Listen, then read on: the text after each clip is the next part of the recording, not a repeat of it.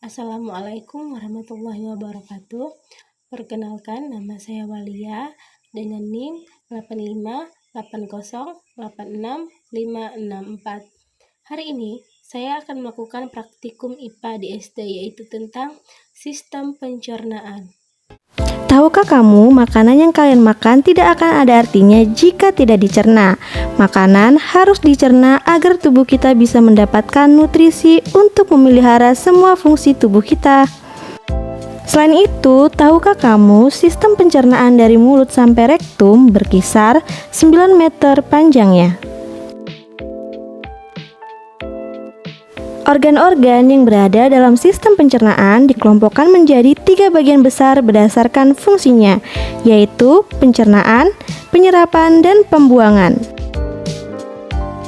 Pencernaan adalah suatu proses ketika makanan yang kalian makan dipecah hingga menjadi nutrisi-nutrisi yang kecil.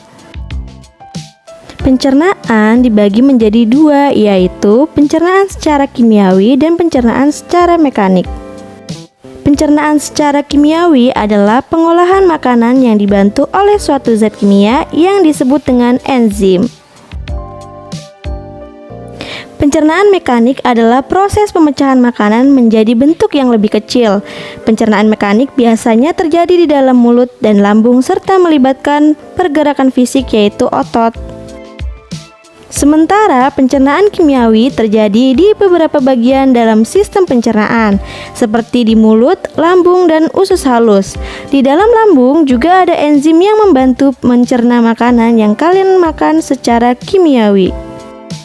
Enzim tersebut adalah enzim pepsin yang merubah protein menjadi asam amino, HCl yang membantu kerja enzim pepsin dan juga bertugas membunuh kuman-kuman yang masuk bersama makanan. Proses penyerapan terjadi setelah pencernaan. Setelah makanan dipecah di dalam dinding saluran pencernaan dan menjadi molekul nutrisi, maka nutrisi tersebut akan diserap dan dibawa oleh darah untuk diedarkan ke seluruh tubuh. Proses penyerapan makanan terjadi di dalam usus halus, sementara usus besar mengeliminasi sisa-sisa makanan yang tak diserap untuk kemudian dibuang. Fungsi organ-organ pencernaan. Di dalam mulut terjadi proses pencernaan secara mekanik dan secara kimiawi. Gigi dan lidah berperan dalam proses pencernaan secara mekanik. Gigi berfungsi untuk memotong, mengoyak, dan mengunyah makanan menjadi bagian-bagian kecil, sementara lidah berfungsi untuk mendorong makanan. Pencernaan kimiawi terjadi ketika kelenjar saliva atau ludah yang ada di dalam mulut menghasilkan enzim yang disebut amilase. Enzim amilase berfungsi untuk memecah pati yang merupakan karbohidrat kompleks menjadi glukosa, yaitu karbohidrat sederhana, sehingga sel tubuh kalian mampu menyerapnya. Esofagus adalah bagian belakang mulut yang terdapat 2 saluran. Yang pertama adalah yang menuju saluran napas yang disebut dengan tenggorokan dan berfungsi membawa udara ke paru-paru, serta satu saluran lainnya menuju saluran cerna dan disebut dengan kerongkongan. Ketika kalian makan, maka katup yang disebut epiglotis akan menutup tenggorokan untuk mencegah makanan masuk ke dalam saluran napas. Makanan akan masuk ke dalam esofagus, yaitu suatu saluran berotot yang menghubungkan antara mulut dengan lambung. Di dalam esofagus terdapat lendir yang membantu melicinkan makanan dengan adanya gerakan otot esofagus yang disebut gerakan peristaltis. Makanan akan didorong masuk ke dalam lambung. Setelah makanan masuk ke lambung, terjadilah pencernaan secara mekanik dan kimiawi. Pencernaan secara mekanik dilakukan oleh otot halus yang melapisi dinding lambung, sedangkan pencernaan secara kimiawi dibantu oleh cairan pencernaan. Cairan pencernaan ini mengandung enzim pepsin yang mencerna protein menjadi asam amino. Cairan pencernaan juga mengandung asam klorida atau HCl yang membunuh kuman-kuman yang masuk bersama makanan yang kalian makan.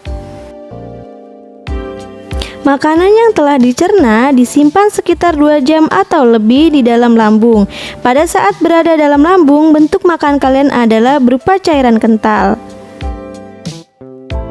Tahukah kalian bahwa usus halus kalian panjangnya sekitar 6 meter? tetapi diameternya hanya sekitar 2-3 cm. Oleh karena itu disebut sebagai usus halus atau usus kecil. Di tempat inilah terjadi proses pencernaan kimiawi paling lama di antara organ-organ pencernaan lainnya. Ketika sampai ke dalam usus halus, maka makanan kembali dicerna secara kimiawi. Hati dan pankreas mengirimkan zat-zat kimia untuk membantu proses pencernaan tersebut. Hati membuat empedu yang berfungsi untuk memecah lemak yang kita makan menjadi butiran-butiran kecil. Setelah itu, dibuat empedu akan disimpan di dalam kantung empedu dan dikeluarkan ketika makanan mencapai usus halus. Pankreas terletak di antara lambung dan bagian awal usus halus untuk menghasilkan enzim-enzim pencernaan yang mencerna karbohidrat, protein, dan lemak. Setelah pencernaan kimiawi selesai, molekul nutrien siap untuk diserap tubuh. Struktur dalam bagian usus berupa lipatan-lipatan kecil seperti jari yang disebut dengan villi, berguna untuk memperluas area penyerapan. Saat makanan mencapai usus halus, semua nutrisi telah diserap. Yang tersisa hanyalah air dan sisa-sisa makanan yang tidak dapat dicerna, seperti serat atau biji-bijian. Air dan sisa-sisa makanan tersebut dibawa ke usus besar. Di dalam usus besar terjadi proses penyerapan air, sementara sisa-sisa makanan siap untuk dikeluarkan.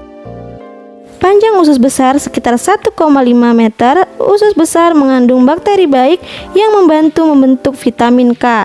Akhir dari usus besar adalah rektum, tempat sisa-sisa makanan ditekan menjadi bentuk padat.